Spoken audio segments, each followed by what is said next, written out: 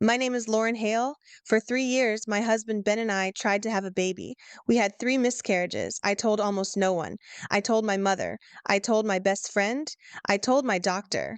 I told my husband, obviously, because he was there for every single one of them.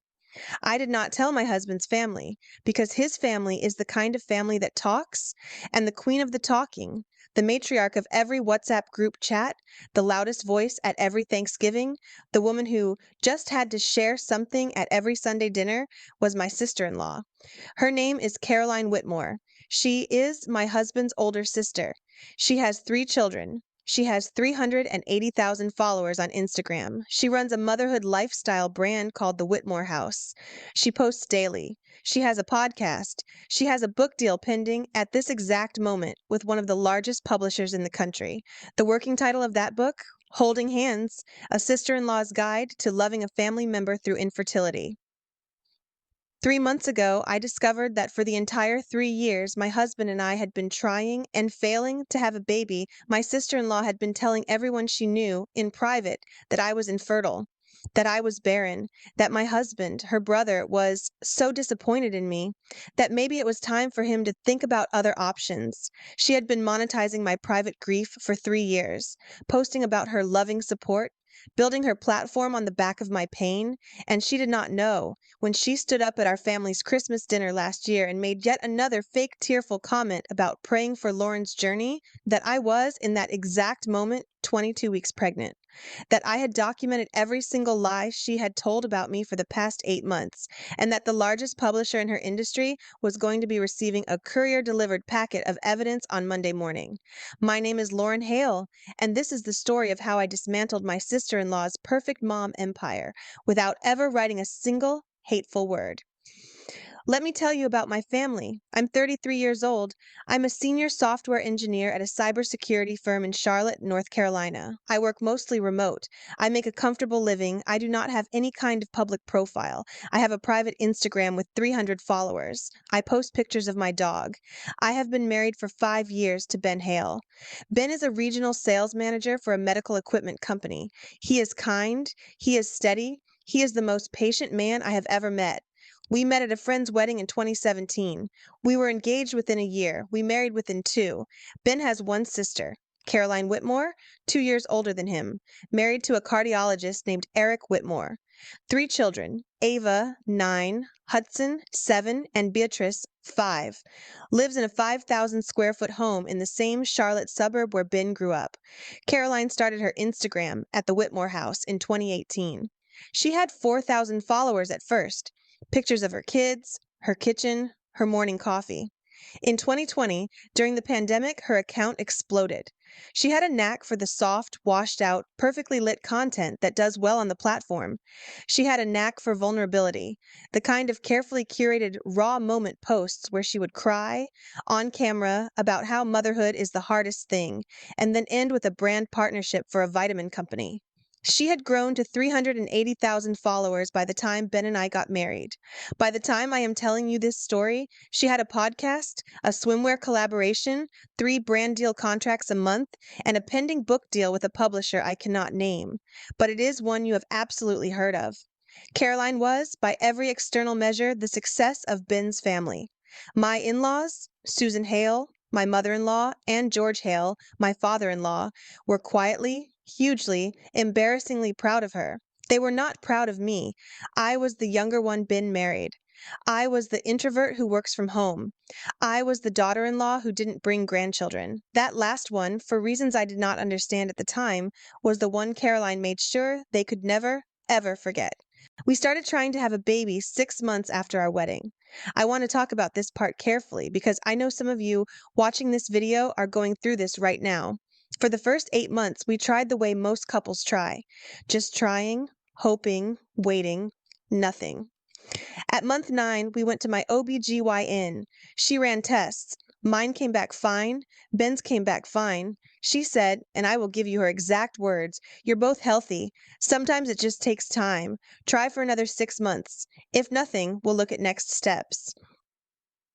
We tried. I got pregnant at month 14. I was 6 weeks along when I miscarried in the bathroom at work, alone with the door locked on a Tuesday afternoon in March. That was the first one. 6 months later, I got pregnant again. We did not tell anyone, not even my mother, who I told everything to. We were terrified. I miscarried at 8 weeks. That was the second one. 8 months after that, the third pregnancy. I made it to 10 weeks. We had told my mother. We had told my best friend, Jessica. We were so close to telling Ben's family. I miscarried on a Friday in October, 3 weeks before Caroline's annual Halloween Fall, Family Content Week on her Instagram. I want you to understand what this is like. It is not just the physical part, though the physical part is its own kind of grief. It is the part where you stand in the cereal aisle of a grocery store and a woman with a baby in a carrier walks past you, and you have to grip the cart so hard your knuckles turn white just to keep yourself from making a sound. It is the part where you go to a baby shower for your best friend's cousin and you smile and you give a gift and you eat the cake and you say, "I'm so happy for you," and you mean it and you also want to die. It is the part where your husband holds you in the middle of the night in a dark bedroom 3 months after the last loss, and you cry into his shoulder until your throat is raw, and he says, "We'll try again, we'll try again, we'll try again." And you nod, and you mean it, and somewhere deep in your chest you also think, "What if I can't?" That was where I lived for 3 years. I lived there quietly. I lived there carefully. I told 4 people on earth: my mother, my best friend Jessica, my doctor. And once, early in the journey, when I was at a family barbecue and Caroline cornered me by the wine cooler and asked me point blank, "So when are you and Ben going to give us a baby?" It's been a while. Lauren. I made the single biggest mistake of my entire adult life. I told her the truth. I told her we'd had a miscarriage. I told her we were taking our time and that it had been harder than expected. I asked her plainly to please not tell anyone. She put her hand on my arm. She looked into my eyes. She said, "Lauren, of course, that's between you and Ben. I am here for whatever you need." I trusted her. I want you to remember that. I trusted her. I want to tell you exactly how I found out. It was a Saturday in March, a year and a half after I had told Caroline that one private detail. We were at a family barbecue at my in-laws' house. 12 people. The kids running around the yard. Ben at the grill with his father. I was inside getting a drink when Ben's aunt, a woman named Nancy Hale, sister to my father-in-law, walked over to me. She is in her late 60s. She is kind. She is the kind of woman who hugs you longer than is comfortable. She said, "Lauren, honey, I just want you to know how proud we all are of how strong you've been. You and Ben are in our prayers. Caroline tells us everything, and we all know what you've been going through. I just wanted you to know we love you." I froze. I managed to say, "Thank you, Aunt Nancy. That means a lot." She hugged me. She walked away. I went into the bathroom. I locked the door. I sat on the closed toilet for 10 minutes. Caroline tells us everything. Tells them what, exactly? I had told Caroline 18 months earlier about one miscarriage. I had asked her to keep it private. I had not told her about the second or third. What did everything mean? I waited until the barbecue was over. I waited until Ben and I were in the car driving home. I told him what Aunt Nancy had said. Ben got very quiet. He said, "Lauren, I'm sorry. My mom asked me about it once, 6 months ago. She said Caroline had told her you and I were struggling with fertility issues, and she just wanted to know if there was anything she could do. I told her it was a private thing. I told her there was nothing to discuss." I did not yell at Ben. Ben did not know what he was inside of. I just said, very quietly, "Did anyone else ask you?" He thought about it. He named 6 people: his mother, his father, Aunt Nancy, 2 of his cousins, and his old college roommate at his 10-year reunion, who had asked gently if things were okay because his wife had heard from a mutual friend who had heard from Caroline's husband, Eric, that Ben and I were dealing with some heavy stuff. 6 people, over 18 months, that my husband knew about. I went home that night. I poured a glass of wine. I sat at my kitchen table, and I opened my laptop, and I started building a file.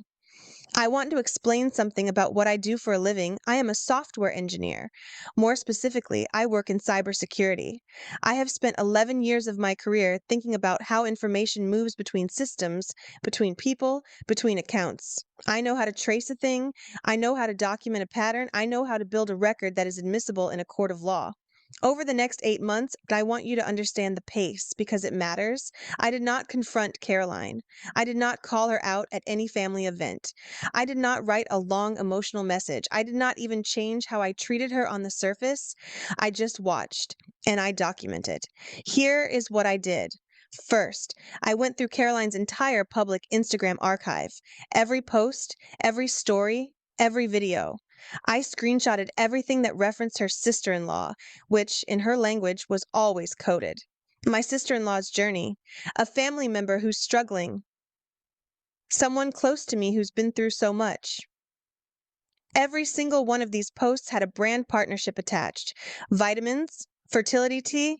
Yes, Caroline had partnered with a fertility tea brand. Postpartum supplements, maternity wear. By the time I was done with her archive, I had 282 posts that referenced me in some coded form, with 27 brand partnerships attached, generating an estimated revenue of, based on industry rates and her engagement metrics, approximately $400,000 over 3 years.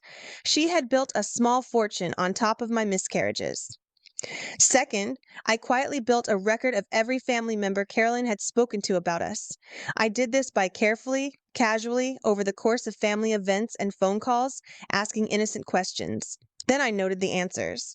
In the end, I had documented Caroline telling 17 separate people that I was infertile, barren, unable to have children, or that I was a disappointment to the family on this front. Some of those 17 people had screenshots of their text exchanges with Caroline. I asked. Carefully, they sent them to me without realizing why I was asking. People love sharing screenshots when they think they are being helpful. By the time I was done, I had, printed out, organized by date, 83 separate written communications from Caroline that contained false statements about my medical condition, my marriage, or my relationship with Ben. 83. Third, I went after the book. This is the part I want you to listen to carefully.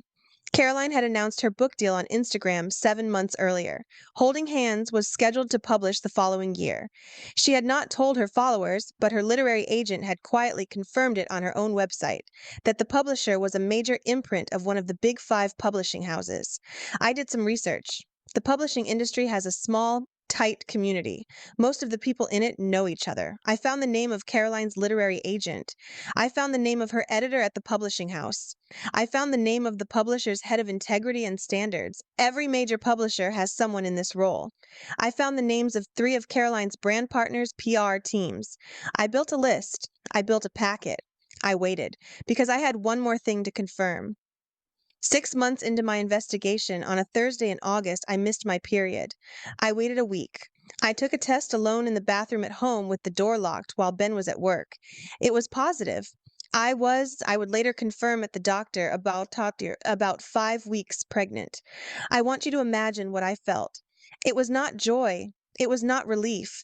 It was a strange, sharp, frightening combination of hope and dread that I cannot fully describe even now. I had been pregnant 3 times before. I knew what could happen. I told Ben that night. He cried. I did not. We agreed, and this was the most important decision of the entire story I am telling you, to tell no one. Not my mother, not my best friend Jessica, not anyone. If I made it past the first trimester, we would reconsider. If I made it past the 20th week, we would tell our families. If I did not, we would grieve again in private. 3 things happened over the next 4 months. 1, I made it past the first trimester. We had ultrasounds at 6 weeks, 10 weeks, 12 weeks. Each one showed a steady growing baby. 2, I made it past the 20th week. We saw at our 20-week anatomy scan that we were having a girl, healthy, perfectly developed, every measurement on target. 3, during those same 4 months, Caroline made the single biggest mistake of her career. She gave a podcast interview. Not her own podcast, a bigger podcast, one with millions of downloads, the kind of podcast where she went on as a guest to promote the Whitmore House. The interview ran for 94 minutes. She talked for 14 of those minutes about her sister-in-law's journey through infertility. She did not say my name. She did not need to. She said, my brother's wife. There is exactly one person in the entire universe who is Caroline Whitmore's brother's wife. In those 14 minutes, she said the following things, and I am quoting from the transcript I later pulled, which formed the centerpiece of my evidence packet. She said, "My brother's wife has been on this journey for years. She's been so private about it. We've offered her everything, support groups, doctors, even, and this is hard, to help finance treatment. She's refused all of it." She said, "It's been hard on the whole family. We all dream of nieces and nephews. My brother, and I love him so much, has handled it with such grace, but I can see in his eyes how much he wants to be a father." She said, "I just wish she'd let us help her. The Whitmore family is so close. We open our hearts to her, but she keeps closing the door." She said, "That's part of what my book is about, how to love family members through the choices they make for themselves." None of these statements were true, not one. I had never been offered support groups, doctors, or financial help by Caroline or her family. Ben had certainly never confided in her about how much he wanted to be a father. No door had been closed by me. Caroline had never even opened one. And of course, the most important fact, I was, at the time of that podcast interview, 22 weeks pregnant. The podcast aired on a Wednesday in mid-December. Caroline's family Christmas dinner was scheduled for the following Saturday. I called my courier service the next morning. I want to explain exactly what was inside the packet I sent. It was 3 identical folders. Each folder contained 6 sections. Section 1 was a one-page cover letter written in dry, factual language. No emotion, no accusations, just a summary of what was in the rest of the document. Section 2 was a printed transcript of the podcast interview with the 14 minutes about my brother's wife, highlighted in yellow, footnoted with marginalia about which specific statements were false. Section 3 was the 83 documented written communications, texts, emails, family group chat screenshots, each one organized by date and recipient, each one contradicting one of Caroline's public claims. Section 4 was a screenshot summary of Caroline's 282 relevant Instagram posts, organized by year, with brand partnership disclosures next to each one, plus an industry standard revenue estimate. Section 5 was a single page, 2 documents. One, my OBGYN's letter on official letterhead confirming that I was not and had never been diagnosed with infertility, that I had had 3 first trimester miscarriages, all of which were unrelated to any underlying fertility condition, signed and notarized. 2, a copy of my 22-week anatomy scan, with a small note at the bottom, "Patient is 22 weeks pregnant. Baby is healthy. Patient and her husband have chosen, for personal reasons, not to share this with extended family until the 3rd trimester." Section 6 was the conclusion. 3 paragraphs. It stated in simple language that Caroline Whitmore had built a substantial portion of her professional brand on the misrepresentation of my medical history and her relationship with my husband, that she had done so without my knowledge or consent, and that the documentation enclosed represented a clear and indisputable record of a sustained pattern of public deception. It did not ask for anything. It did not threaten anything. It simply provided the truth. I addressed 3 identical copies to 3 people. The first went to Caroline's editor at her publishing house, a woman named Patricia Lansing, whose name I had pulled from the agent's website. The second went to the publisher's head of integrity and standards, a man named Daniel Markham. The third went to the host of the podcast Caroline had appeared on, a woman with a national audience of 2.3 million listeners, who had built her own reputation, very publicly, on honesty. I sent all 3 packets via overnight courier on a Friday. The first signature confirmations came in on Saturday morning. The family Christmas dinner was at 5 p.m. that same Saturday. I went. I wore a black dress I had bought for the occasion, loose, beautiful, perfectly cut to hide what I was hiding. I smiled. I made small talk. I helped Susan in the kitchen. I let Caroline hug me when I walked in. And at exactly 6:42 p.m., halfway through dinner, Caroline stood up. She tapped her glass. She said, "Before we eat dessert, I just want to say a few words about family, about this beautiful family we've built, about how grateful I am, especially this year, to be surrounded by all of you. And of course, I want to say a quiet prayer for those of us in our family who are still on hard journeys." She looked at me, her eyes filled with the practiced tears she had perfected over 4 years on camera. She raised her glass. "To Lauren, may your journey find its peace this year." The whole table raised their glasses. I did not. I stood up. I tapped my glass. I said, "Caroline, Thank you. Before we toast, I have an announcement of my own. I paused. I looked around the table. I said, I'm 23 weeks pregnant. It's a girl. We're due in April. The whole table went silent. Susan started crying. Ben's father stood up. Aunt Nancy gasped. Caroline's husband, Eric, and I will remember this for the rest of my life, turned and looked at his wife with an expression I have never seen on a man's face before. Caroline's mouth was open. She did not know what to say. I sat back down. I picked up my water glass. I said, Please, eat dessert. I'm sorry I interrupted. And I did not say a single other word about Caroline that night. I did not have to. The packet had already been delivered. The packet was opened on Monday morning. Caroline's editor, Patricia Lansing, called Caroline's literary agent at 11:14 a.m. on Monday. By 2:30 p.m., the publisher's head of integrity had called for an internal meeting. By Friday of that week, the book deal had been quietly canceled. The publisher did not announce it. Caroline did not announce it. The official line, 3 weeks later, when fans asked on Instagram, was that the book had been postponed indefinitely to give the topic the depth and care it deserves. That was a lie. The book had been terminated. Caroline had been required to repay her advance. A sum I later learned through industry sources was approximately $140,000. The podcast host received her packet on the same day. She did not retract the episode. She did something better. She invited Caroline back on the show for a follow-up conversation. Caroline accepted, eagerly, believing it was an opportunity to clarify what she had said. The host went on the air and read, calmly, without commentary, 3 of the 83 documented written communications I had provided, out loud, to 2.3 million listeners. She did not say Caroline was lying. She just asked Caroline, calmly, can you help us understand the gap between what you said publicly and what these messages indicate? Kanaet, Caroline could not.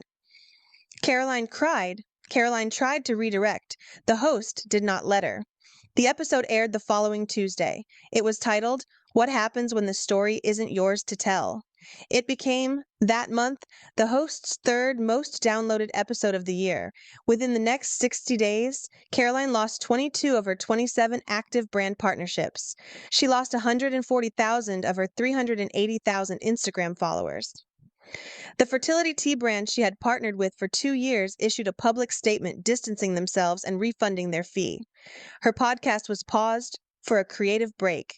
It has not returned. Her husband, Eric, who I would later learn had also been kept in the dark about Caroline's specific lies and the full scale of her brand building on top of them, moved out of the house in March.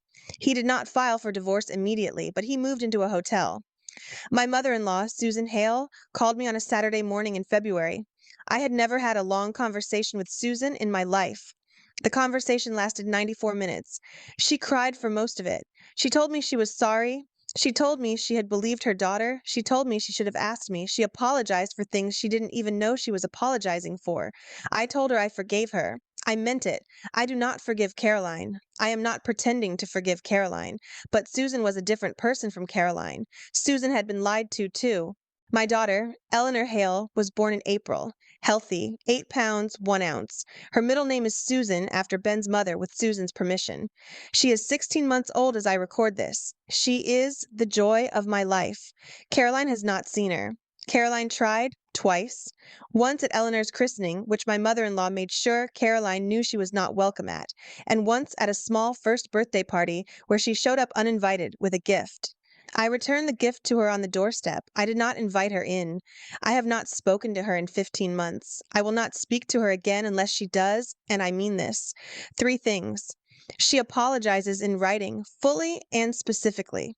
Not the influencer apology, not the if I have hurt anyone apology, the kind that names what she did in detail and does not center her own feelings. She refunds the $400,000 she made on the back of my private grief to a charity for women's pregnancy loss support. Not to me. I do not want her money, and she stays out of my family until I say otherwise. She has not done any of those 3 things. I do not expect that she will. She lives now in a smaller apartment in Charlotte. Eric finalized the divorce 6 months ago. He has primary custody of their 3 children. He is, Ben tells me, doing well. The kids are in therapy. The kids are okay. I do not want anything bad for Caroline's children. I want their mother, when they were old enough to ask, to tell them the truth about what she did. I do not believe she ever will. I want to leave you with one thing before I end this video. If you are a woman watching this and you have ever had someone tell your story without your permission, if you have ever had a family member or a friend or a coworker weaponize your most private pain for their own social capital, you are not crazy for being angry. You are not too sensitive for caring, and you do not have to confront. You do not have to scream. You do not have to make a scene at a Thanksgiving dinner. What you have to do is document, save the texts, save the screenshots, save the receipts, build a folder, take your time. The truth is your own. It belongs to you, and the people who steal it, especially the ones who profit from it, eventually lose the entire structure they have built on top of it. I did not raise my voice. I did not threaten my sister-in-law. I did not write a single hateful word. I just sent 3 packets addressed to 3 people via overnight courier on a Friday in December, and by the next spring, the empire she had built on top of my grief had collapsed. My name is Lauren Hale. I have a daughter named Eleanor, and the truth, finally, belongs to me again. If this story moved you, if you have ever had your private pain turned into someone else's public content, hit that subscribe button. We post a new story like this every single day, and tell me in the comments, have you ever had a family member spread lies about you? What did you do? I read every single comment. I'll see you tomorrow.